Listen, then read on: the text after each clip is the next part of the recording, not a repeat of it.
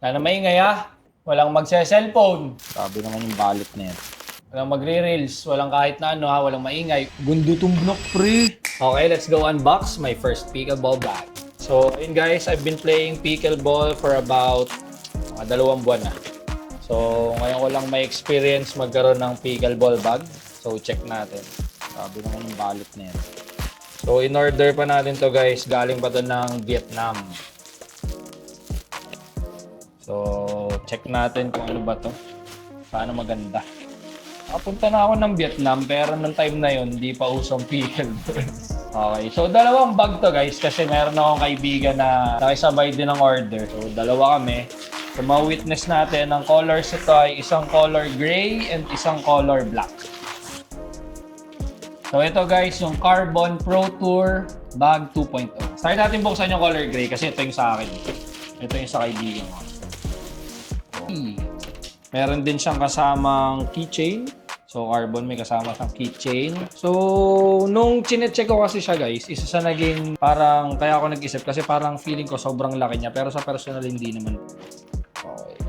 So, ganito yung itsura niya. So, ito yung size niya. Yan. Ganito yung taba niya.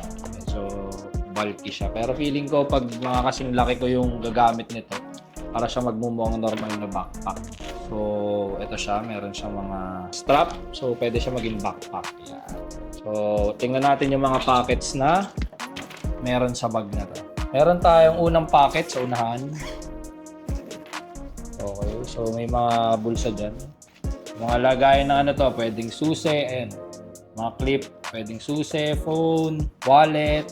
So, pwede mo siya ilagay dito. Okay na agad ang ating unang pocket. Second, ganito siya.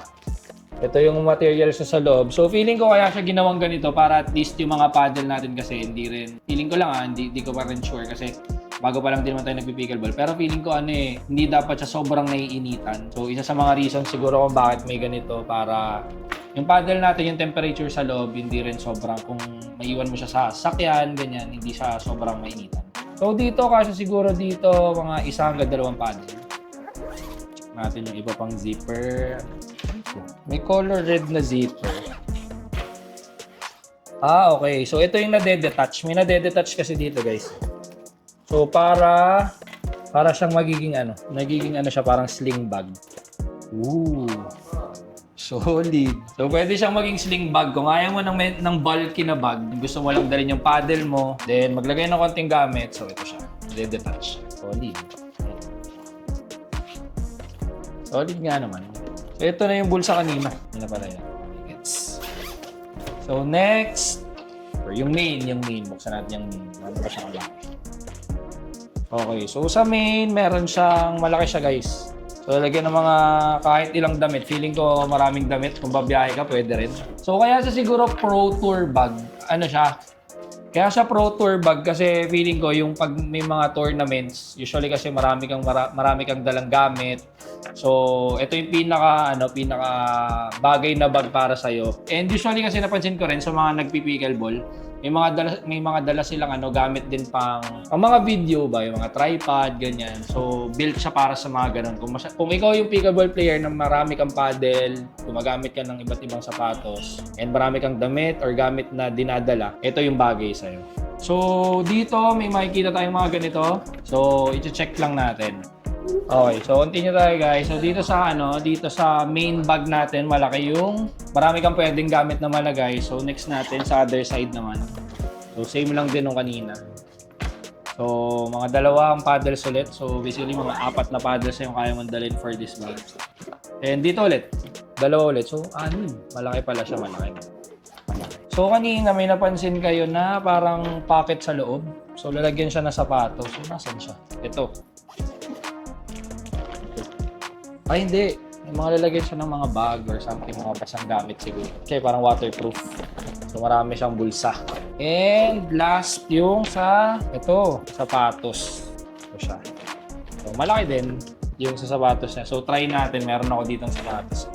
Try tayo na iba natin gamit. So, ito yung ginagamit nating sapatos ngayon. This is the A6 Blade FF2. So, mura lang to. Di ako bumibili na mahal na pang pickleball kasi mabilis siyang, mabilis mapudpud yung sapatos sa pickleball eh. Kasi yung semento niya iba. Solid. Yung size ang pa ako ay size 11, so maluwag pa. So, piling ko mga hanggang size 13, 14 kasha. Try natin lagyan ng laman yung loob. Hindi. Yung paddle. Try natin yung paddle. So, try lang natin maglagay. Ang paddle na ginagamit ko guys is the Yula Perseus 5 Pro. So, ito siya. Ito yung ginagamit natin paddle dyan. So, try natin ilagay sa isa mga lagyan. Solid. Mga dalawa per parang slot. So, yung gamit. Try natin maglagay ng mga gamit. Meron ako dito. Yung mga damit. Maluwag pa rin. Tapos ito yung sinasabi ko, usually may mga ganito. Pero hindi ko siya ginagamit, nasa bag ko lang siya. Tripod.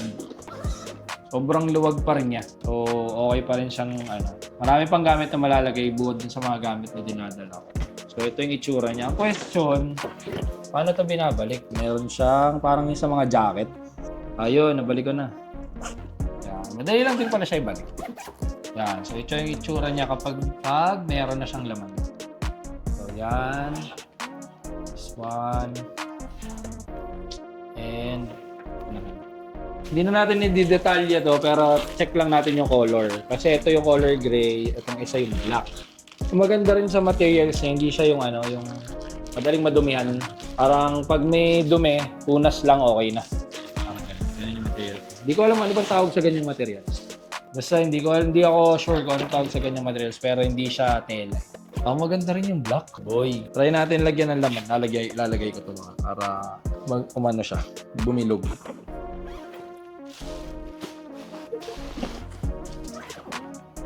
So, ito yung black. Yan siya.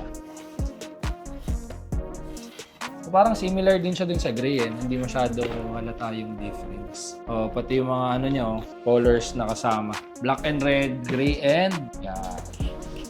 So, yan yung dalawa na. Ganyan yung itsura niya, yun yung difference. Pagdating sa color, meron ding mga colors dito. Parang meron tong pearl, white pearl, tsaka black pearl. So, yun yung parang medyo nagka-tricolor siya.